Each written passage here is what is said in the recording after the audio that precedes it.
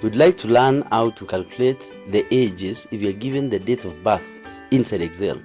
There are two ways: functions to calculate the date or use Power Query.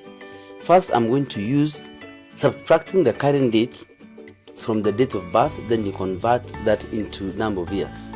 Let's start by subtracting from the date of birth from the current date. So we'll type is equals to today, open and close the bracket, minus date of birth. Then you press enter. Then convert this to a number. Get there like that.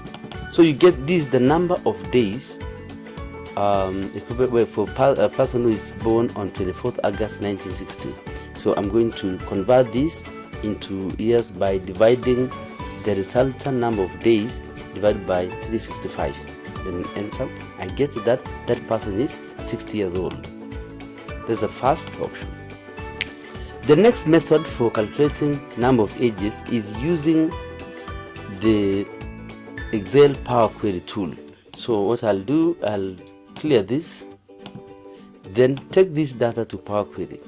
To get to Power Query, go to data, then get data from table or range.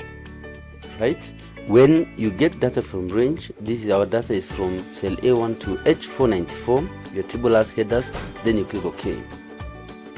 This takes us to the Power Query environment. Now at the Power Query editor, click on the column that contains dates, format it first into a day.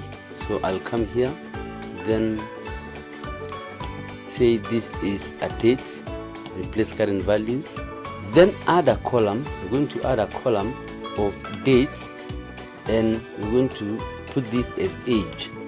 Once I get Power Query will give me in terms of days, then use the duration tool to convert this into total years, or you divide it by 365. So I'll use this to convert it into years, and you can see it's 6.44.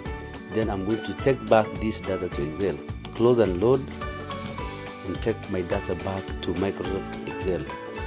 This will create a new column for the age, and to be precise, the age of that first person there will be 6.44 years.